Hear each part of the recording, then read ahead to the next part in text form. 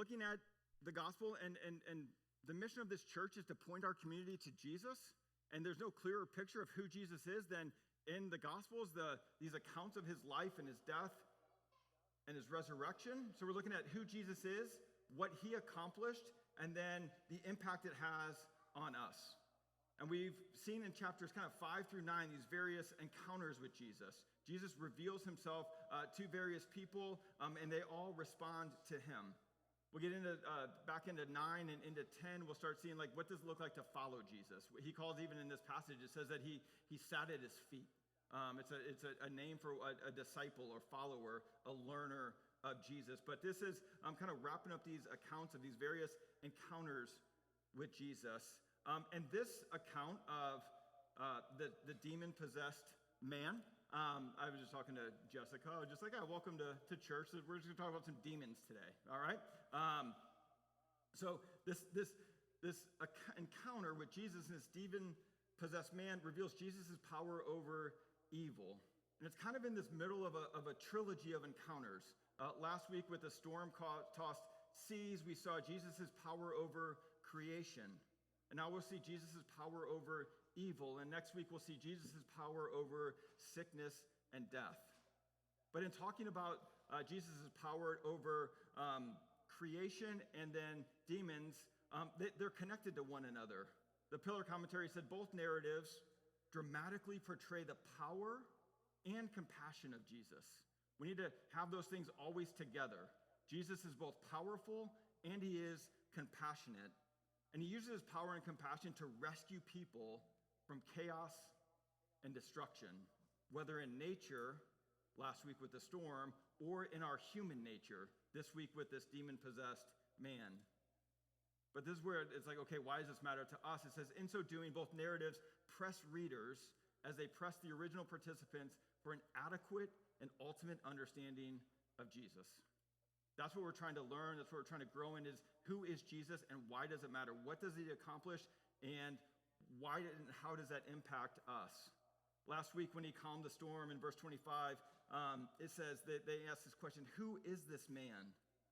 And this week in verse 28, we get the answer. This demon-possessed man, the demon says, this is Jesus, Son of the Most High God. This is who Jesus is. One commentator said, this account shows us that Jesus, who calmed the seas, also can calm the storm-tossed soul. Jesus, who calmed the seas, can calm the storm-tossed soul, and he can do it in a word. If we're honest, no matter what we project or no matter how we look on the inside, we're all storm-tossed on the inside. Maybe there's different seasons of life that you're more storm-tossed than others, but we all have various things that cause us worry and anxiousness that overwhelm us. And what we want to see is Jesus can bring peace, he can bring rest, he can bring calm in the midst of the chaos of life. I did want to start with kind of an excursus. I was like, that's a pretty good word. Excursus on the demonic. But I feel like if I don't explain it a little bit, you're not going to listen to anything I say, right? Oh, this guy's talking about demons. Somebody brought me here. Where am I? What are we doing? What are we talking about? So I want to help us understand, what is the demonic? The Bible speaks about it a lot. It's the primary word that's used in this account in the Gospel of Luke. It talks about a demon-possessed man. The same account in Mark, it talks about the demonic, and also he refers to them as evil spirits, that there's actual evil in the world, that there's actually things that are harmful. And so one definition that I saw is that a demon is an evil, supernatural, spiritual being that is hostile towards God and harmful to humans. An evil, so he's against good. He's supernatural and spiritual, so it's not just something physical. But the main part is that they're demons of Satan, the one that is hostile towards God and seeks to harm the image bearers of God. Demons are spiritual beings that are antagonistic towards God. Antagonistic towards God, towards his people, towards his purposes, towards his plans. In a helpful study from Redeemer Presbyterian Church up in New York on on the Gospel of Mark in this account, they said that modern society is skeptical of existence of the demonic or of evil spirits, right? We're materialist. Like, just show me. Let me see something. Let me touch something, and that's what I will believe. And so many want to deny the existence of the demonic, of evil. But what you can't deny is the existence of evil and its impact on people and the world.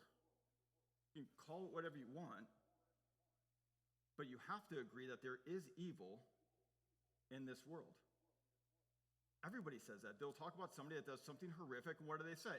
That person is evil. And so what the scriptures do is helps us understand and put feet on that, helps us understand what that is. And so for the Christian, they said, if we believe in God as a good, personal, supernatural being, that's who God is. He's good, he's powerful, he is personal. It would be consistent to believe in the existence of an evil, supernatural being. And when we do that, it helps us better understand our world and our life. That there is a source of evil, that there is a real enemy, that there is real evil and harm and hurt in the world. And it's not just material and things that it's thoughts, it's feelings, it's our heart. We can read accounts of this like demon-possessed man that seems like, oh man, like that's it. Like, but there is also real evil in this world. There's what the scriptures talk about, this demonic. There's a spiritual realm that creates hostility towards God, that seeks to harm humans. One of the things that I got kind of a weird process for coming up coming up with a sermon. When I was in seminary, I was doing an internship, and Jamie, who was like my mentor, who sent this out, he's like, hey, you can go take the preaching lab or the lecture. He's like, don't take the lab. He's like, they'll try and fit you into a system. He's like, you'll lose your personality and you'll lose who you are. So he's like, don't do that. So I got this, and I've had training from him and others, and so I got this process where I just kind of intake a bunch of information, and then Eugene Peterson in a commentary on 1st and 2nd Samuel said that David was a God-seer. And so as I'm processing, as I'm taking in information, I just begin to look at life through this lens. So this week I got to look at life through the lens of the demonics. So welcome to my world. And so by kind of Thursday, I'm usually to that point where I start okay, how do I get this in order and put it all down? And so I can only take in so much. And so I like to go on bike rides because then I can read a bunch of stuff and then I can just go and process and pray through it. And so I can't do this while I'm running because I hate running. And I can't think while I run. And so, but a bike, you can just go and nothing. So I'm going on a bike ride just to kind of go process and pray. I got a little loop out of our house that kind of goes up US 1. And I was getting closer to Jonathan Dickinson Park, literally after reading, what is this demonic? What is this evil? What is this hurt and pain in this world? And I'm getting closer to the entrance of the park, and I see a car pulled over, and there was just a woman just weeping on the side of the road. And then I immediately knew what happened, because last Sunday at our community group gathering, Tim and Jill texted me, hey, we're going to be late. There's something bad that happened at the beginning of the park. And it turned out that there was this horrific car accident. And there was a guy that started down in West Palm Beach, and he was riding the wrong way at 100 miles an hour up through 16 miles all the way up, and then crashed into oncoming traffic right outside the park. And he crashed there. And he injured others. They did not die, but he died.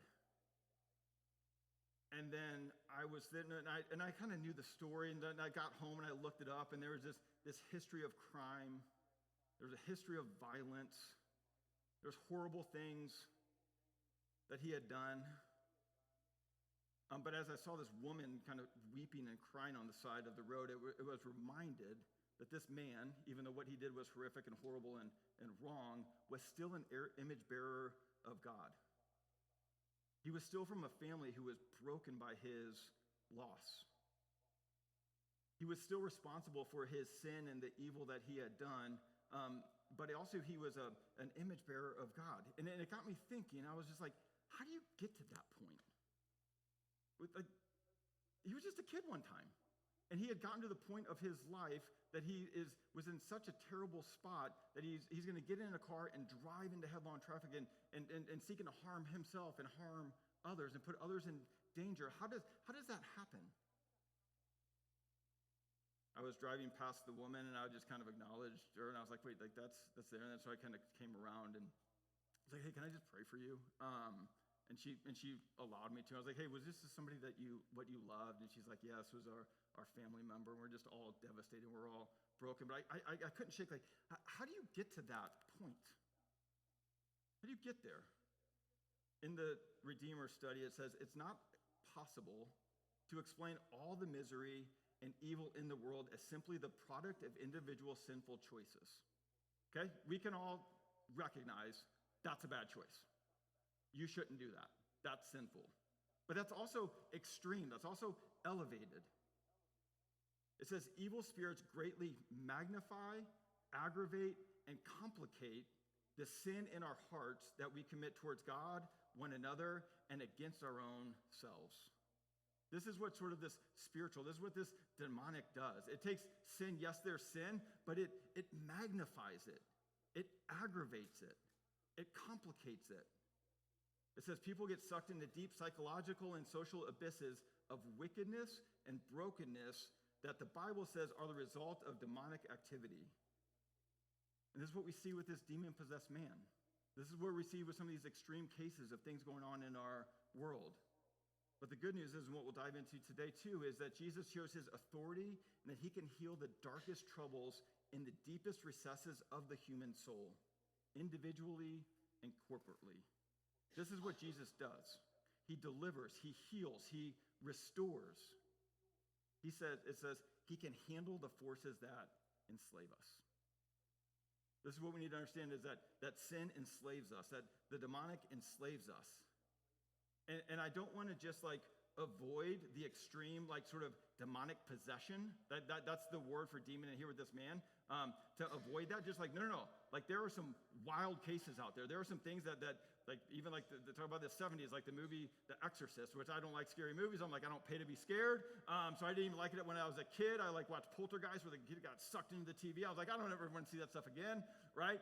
But there is this avenue that is there. And so I don't want to avoid these extreme sort of demonic possessions or what happened with this man last Sunday. I don't want to avoid those things because the Bible does talk about it. It's right here. And there is these demonic things that we see in our world. But I also want us to not just like dismiss that. And just like, oh yeah, those for those people. We need to know that we are all affected by evil spirits, which magnify, aggravate, and complicate the sin that's in our hearts. There's something in us. There's a real enemy that's seeking to, it says that Satan came to seek, kill, and destroy.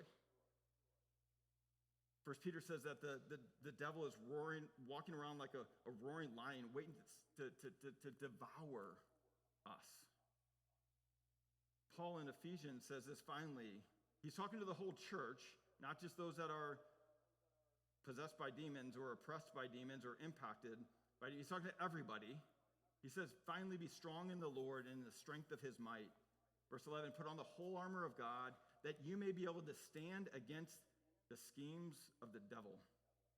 Maybe think about that as the demonic they're schemes of the devil. It says, for we do not wrestle against flesh and blood.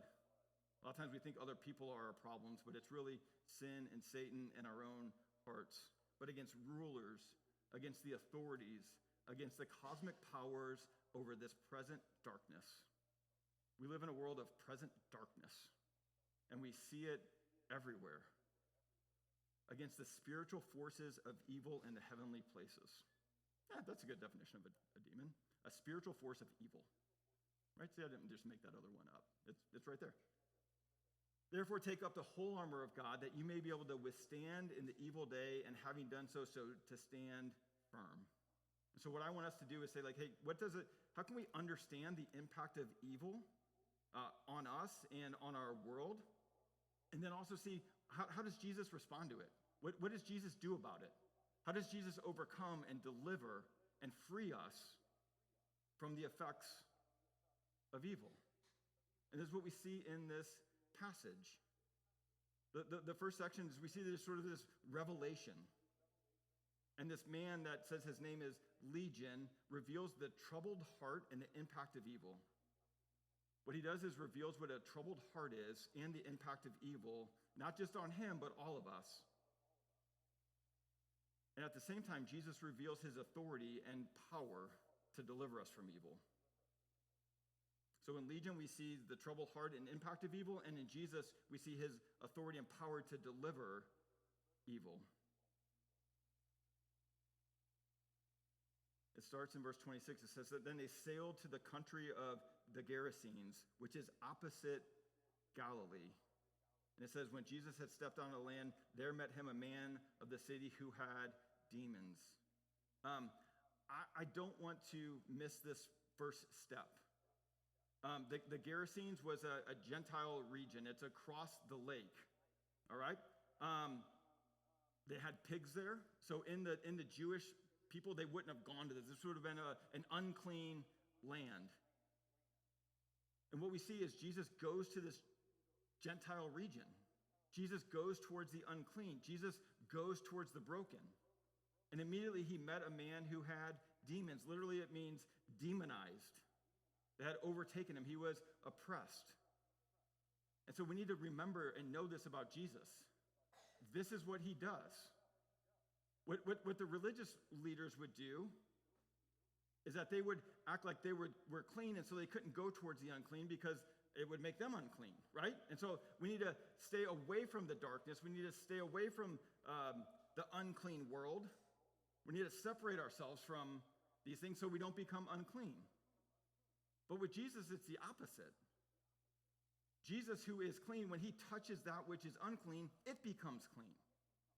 This is what Jesus does. He goes towards the unclean. He goes towards the broken. He goes towards the oppressed. He doesn't avoid. He moves towards them and brings cleansing and brings freedom and brings life. This is what the church is supposed to be about. It's supposed to be a light going into darkness. It's supposed to bring freedom to the oppressed. That's what Jesus said. This is what I came to do. We need to remember this is what Jesus does. He moves towards those with troubled hearts. He moves towards those who are impacted by evil because he wants them to find freedom. What we see with this man is that evil is awful. It seeks to destroy. As the graphic says, it says that evil increases. It takes more of you. So they met a man from the city who had demons for a long time. He had worn no clothes, and he had not lived in a house but among the tombs. It says, when he saw Jesus, he cried out and fell down before him and said with a loud voice, "What have you to do with me, Jesus, the Son of the Most High God? I beg you, do not torment me."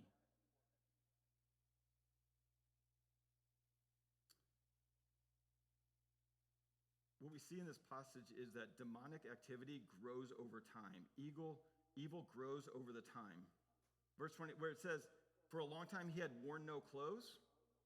If he had only done that for a long time, there was a time that he wore clothes, okay? If he's no longer wearing clothes, there was a time that he did not do this. He started out, he was normal. He had clothes. He was functioning in society, right? But he got to the point over time, it had taken more of him, that he no longer even wore clothes.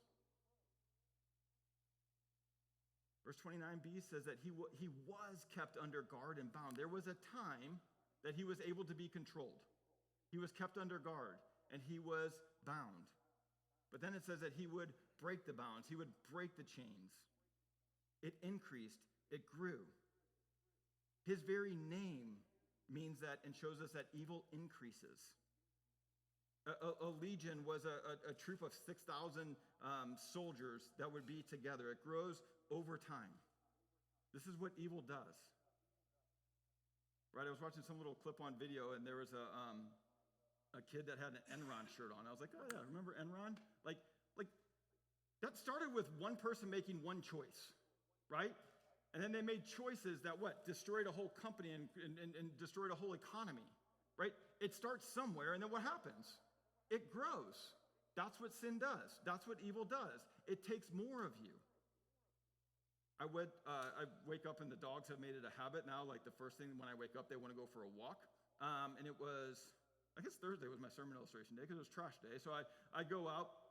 I know it was Friday. I go out and I throw something away. And I see this little like something on the trash cans. I was like, yeah, that's weird, but it's kind of dark. And I couldn't really tell what it was. And so I throw the trash away. And then I take the dogs for the walk. And then I come back and I see it wasn't just a couple things on the trash bag. It was just like hundreds of these little white worms. It was so disgusting. And then, of course, like we live in Florida, so I Google it real quick. I'm like, oh, yeah, this happens all the time. Those are maggot larvae, and if you have rotting food and it gets hot and then they grow, and literally it went from like 30 of them to like 300, right? This is what happens with evil, right? Then I quickly go like, how do you like get rid of these things? And they're like, use bug spray. So I like sprayed them with bugs. They're like, use boiling water. So then I did boiling water. Like, pour bleach. So I poured bleach. And then they're like, and then I did every remedy you can for these whole things. It's been like this 3-day process of destroying these maggots. But they're like, I was talking to Lou on Friday. He's like, oh yeah, we got those last week. I'm like, what? Why didn't anybody tell me these things? Right? Because it's like it's another Florida. Like this is just what happens in this place. Right? It's a good picture of evil. It starts out with nothing. You can't even see it. And then what it is, it grows, it multiplies. The good news is we see that Jesus is going to come in and kill it and destroy it. That's what he does with evil. So that's where this whole thing's going. But you need to know that evil increases. It starts out small and gets big. Maybe you've seen this in your own life. Maybe you've seen this in your friends' lives. Maybe you see this in the world. Start small, get big. Right? Second thing we see is that we should know is evil brings harm. Verse 29 says, for he had commanded the unclean spirit to come out of the man. For many a time it had seized him. It had seized him. It had controlled him. He was kept under guard and bound with chains and shackles. And he would break the bonds and be driven by the demons into the desert. It had seized him. In the book of Mark in chapter 5, it says that he would cry out. He would literally howl. And it said that he would cut himself with stones. There was this internal thing that was causing an external harm. Evil works from the inside out. This man was making external attempts to drive out internal issues. As he would cry out, he would cut himself. What was he trying to do? Relieve the pain, relieve the suffering, relieve the sorrow. And then it becomes a cycle because it results in more shame because of how you're treating yourself. Right? We see this with addiction. We see it with drugs. We see it with alcohol. What are you trying to do? What was I trying to do from when I was 16 to I was 26? Bring comfort to something that was going on inside. Right? Maybe it's not a drug and alcohol addiction. Maybe it's a shopping addiction. Right? Maybe it's a scrolling the internet addiction. Right? What are you trying to do? Trying to bring comfort to something that's broken on the inside. It's an external fix to an internal problem. Drugs, alcohol, shopping, sex, anything can do this. And this is what evil and sin does. It promises life, it promises comfort, and it leads to death. It leads to more death, it leads to more shame, it leads to more sorrow. Jesus is the opposite of this. Jesus says, come to me, take up your cross. He calls us to die in order to bring life. The gospel flips this on its head.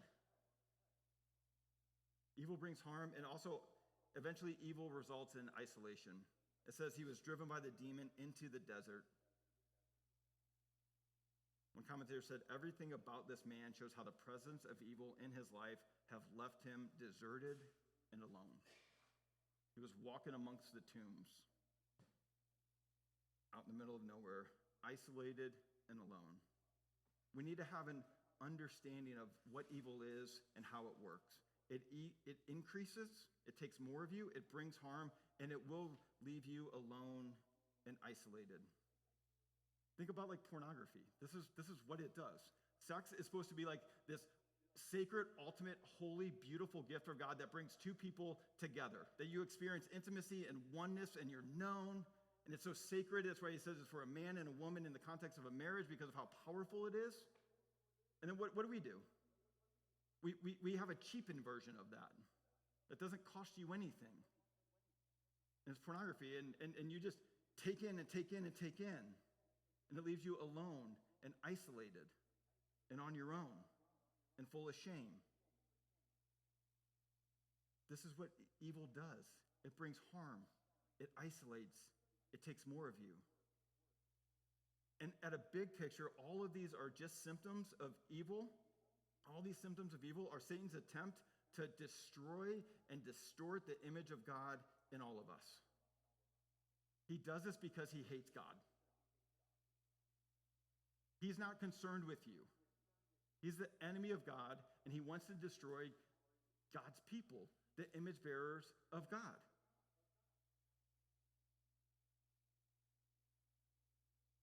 One commentator said, what is at issue is not merely sickness, but a destruction and distortion of the divine likeness of man according to creation. This is what is happening. It's seeking to destroy you and distort what God has for you, you being an image bearer of God. What I want to warn us against is not to foolishly think we are not susceptible and fully capable of evil, of degeneration, of destruction, of Satan destroying the image of God in us.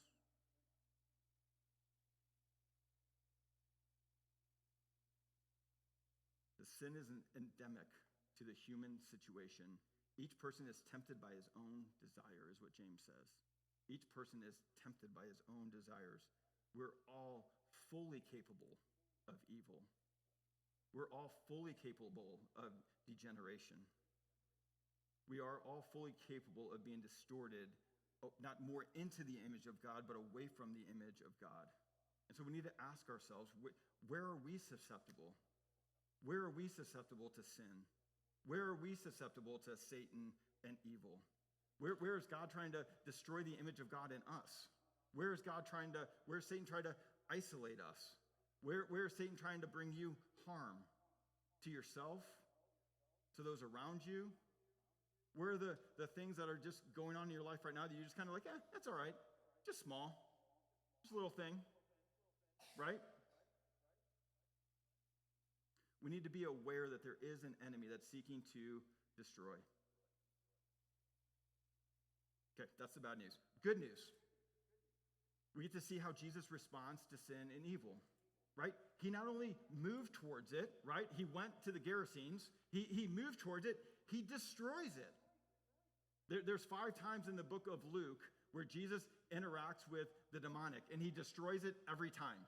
And Jesus is the only one who destroys the demonic.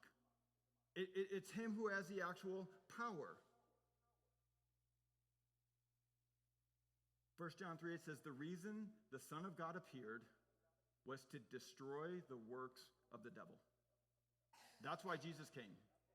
Satan has marred creation. He's marred humanity. He's distorted God's goodness. He's led people away from God. He's separated people from God.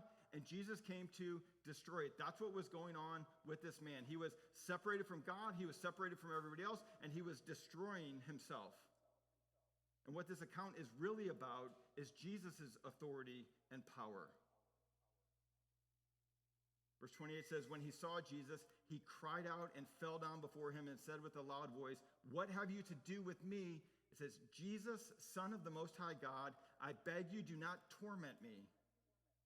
It says, for he had commanded the unclean spirit to come out of the man. If you catch it, you wouldn't catch it like right away. When somebody would say somebody else's name, tied up in that was a belief that one could control or dominate another through the use of their name. If you have teenagers, this would be what we refer to as they were trying to assert dominance. Right? That's what the kids are saying these days. Right? That you need to assert dominance. You need to show you have authority. You need to show that you're in control. And the demon has this sort of like feeble attempt to try and control Jesus. That's why he says his name. It wasn't like a confession, although his confession was true. He was trying to control him, like he was controlling this man. And Jesus is like, I'll have none of that. Another, if you have kids, you need to know this. It's like when somebody comes up to another kid and then they do something, he's like, oh, good boy, right? You got him to do what he wanted, right? I got some middle school head nods. Yes, we are in this world. What are you doing? You're trying to insert dominance, right? Or the little sully where you're like, you're too small. You're too small. You can't handle me. This is what the demon's trying to do to Jesus. And Jesus has none of it. It's a frantic attempt of this demon to control Jesus, but Jesus shows he is the one with the ultimate power. That's why he says in verse 31, Jesus then asked him, no, what's your name? And he said, Legion, for many demons had entered him. And then he begged him not to command him to depart into the abyss, into eternity separated from God. And there was a large herd of pigs feeding there on a hillside, and they begged him to let them enter these. And so what does Jesus do? He gives them permission. Who can give permission? Maybe you're in school, you got to go to the bathroom. Who gives you permission? The teacher. They're in control. They have authority. You can go. Jesus has power. Jesus has control over all things, including evil. It says that he entered the pigs and they went into the sea. The sea at the time was a symbol of evil. This is what Jesus does with the demons. This is what Jesus does with Satan. He casts them out into the sea, into the place of evil. Daryl Bach says, the miracle itself shows the extent of Jesus' authority over the forces of evil and his ability to transform people's ties to evil. This is what it's all about. Wherever sin has a grip on you, wherever you're overwhelmed, Jesus can come into that and deliver you from that, to transform you, to change you, to deliver you from evil. This whole account is about Jesus' authority, his power. This is what we need to battle and to overcome evil and its effects in our lives. We need to bring it to Jesus. Allow him to comfort us. Allow him to heal us. Allow him to restore us. So what are those areas? What are the areas that you get overwhelmed? What are those areas that you just kind of let creep in that you know ultimately will bring you destruction and devastation? We need to bring those to Jesus and allow him to free us from them. Maybe you have friends who are battling something more than just sin. The call is to bring them to Jesus. When I was on the bike ride, I went by and I was like, it was super sad. This lady was weeping, and I went back and I was like, I kind of like acknowledged her, and I was like, I'm sorry. So I kind of knew what happened, but then it's my turnaround point. I'm like, I'm less than an 8 mile guy, so I turned around and I was like, you know what? I was just reading about this guy, and he was alone, and sin had done harm to him. And I was like, he was among the tombs. I was like, this woman is among the tombs. This is where her family member had died, right? And so I was like, can I just pray for you? And she was like, yeah. And I know I'm a pastor and all that stuff, but I was like, what do you pray for that? I don't know, right? But I had been reading this. And so I was like, what's your name? What is your name? Now, it doesn't matter that I saw her, that I stopped. I wanted her to know that God sees her, that God knows her suffering, that God knows her struggle, that God knows her pain, that God can bring her comfort. And then I butchered some verses out of Hebrews 4 about going to the throne of grace and receiving mercy in her time of need. This is what people need. They need to be, not you to comfort them, not you to try and heal them, not you to try and, she doesn't need me. She needs the comforter. She needs the healer. She needs the physician to deal with her brokenness, to deal with her pain, to deal with what she's struggling with because of the effects of evil in her life. And she was crying, and I was crying. It was a mess. And I was like, I'll continue to pray. We need to know that in the midst of our shame, in the midst of our sin, in the areas of our lives that are magnified and aggregated and complicated by Satan, when that happens, we need to go to Jesus. We need to turn to Jesus. We need to be with Jesus. If you want to flip, this is what Jesus does. He has the power to overcome it. Colossians 2:12. It says, having been buried with him in baptism, in which you were also raised with him through faith in the powerful working of God who raised him from the dead. Verse 13 says, and you who were dead in your trespasses and the uncircumcision of your flesh, God made alive together with him, having forgiven us all our trespasses. It says, verse 14, by canceling the record of debts that stood against us with its legal demands, this he set aside, nailing it to the cross. And in so doing, verse 15 says that he disarmed the rulers and authorities and put them to open shame by triumphing over them in him. This is what Jesus has ultimately done with evil. This is what Jesus has ultimately done with Satan. This is how we have freedom from the sin that plagues us. Christ on the cross died for it. He suffered for it. And then he resurrected and he overcame it to bring new life. Matthew 28, after the resurrection, he appears to the disciples. And Matthew 28 says, and Jesus came to them and said, all authority in heaven and on earth has been given to me. He's the one that has authority. He's the one that has power. He's the one that can bring freedom and new life. And this is what we see in the life of this demonic man. We see the result of someone who has experienced the deliverance and responds to Jesus' power.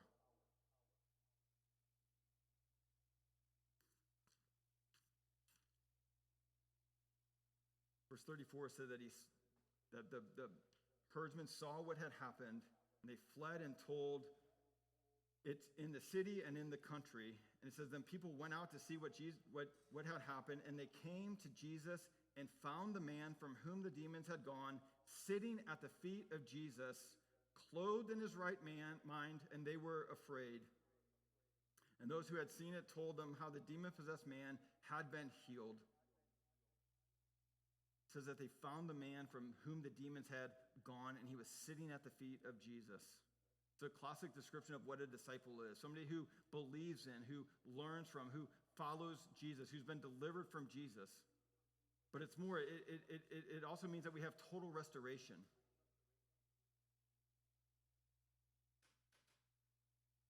It says that the gathering at Jesus' feet is more than a school of learning. Jesus isn't just a good teacher. He's more than that. It's a school of salvation. Luke is the only evangelist who identifies the demonic by the Greek word sozine, meaning healed or saved. He not only rescued this man, he healed him, depending on the context. The word is employed with both senses in this narrative. Jesus not only delivered him from evil, but he restored everything about him. He heals him, he restores him, he makes him new. So yes, Jesus died for our sins and delivers us from death, but he also makes us new. He restores the image of God in us. This is what he does. The man who had demons that we saw in verse 7, but the demons left him in verse 35. He had worn no clothes, but now he is clothed. He lived among tombs, but was restored to his home. He accosted and shouted at Jesus, but he later sat at his feet. The demons had seized him, and he was out of control, but he was later in his right mind. It says this man, wretched, rejected, condemned to life among the dead, is exhibit A of Jesus' saving power. This is what Jesus does. He restores us. He renews us. It's exhibit A of what the gospel does. Romans 1 says that the gospel is the power of God for salvation. And so instantly in our position, when we put our faith in Jesus, when we turn to Jesus, this is what he does. It's called justification. You're cleansed of all your sin. You're clothed in the righteousness of Christ. You're brought home into the family of God. You know God as your Father. You learn from the ways of Jesus. You go from being storm-tossed soul to peace in him. This happens instantly when you put your faith and trust in Jesus. And then you're like, hey, I don't fully feel that yet. Okay? There's part of a process called sanctification. I like to say you become what you already are. In Christ, you're all these things. You're cleansed, you're perfect, you're a son of God, you're clothed in righteousness, you have peace in your heart, and then progressively you become that. You become what you are. And what we've seen in this account and in this book, because all these people who sit at the feet of Jesus are not the ones that you think are going to sit at the feet of Jesus. It's the sinful woman. It's the demon-possessed man. It's a reminder that Jesus invites all of us to his school of salvation. This is what he is doing. And we see two responses. There's the response of receiving Jesus. This demon-possessed man received Jesus and experienced the power of his salvation. It says in verse 38, the man from whom the demons had gone begged that he might be with him, but Jesus sent him away, saying, return to your home and declare how much God has done for you. And he went away proclaiming throughout the whole city how much Jesus has done for him. This is what Christians are called to do. Yeah, you're different, you're changed. Like, let me tell you who Jesus is. Let me tell you what he's done in my life. Let me tell you what he is doing in my life. But there are others who rejected him. Verse 37 says, then all the people of the surrounding country of the Gerasenes asked him to depart from them, for they were seized with great fear. These people did not want to give up their perceived power. They did not want to give up their control. I could preach a whole sermon just on these two ideas, but you see what Jesus causes. They knew it would cost them. And they didn't want anything to do with it. You have to, if Jesus is going to be ultimate authority, if Jesus is going to have ultimate power, that means that we don't. And that's really scary. I trust you, Jesus, more than myself. I trust your ways. And some people, I have nothing to do this. In Romans 1 that says that God gave them over to the lust of their heart. I was like, I will give you what that you want. If you don't want anything to do with me, I will leave. But the invitation that Jesus has is for us to come to him, for him to rescue us, for him to restore us, for him to work in and through us to spread his kingdom here on earth. And we are called to respond. We respond by receiving him and his power, or we reject him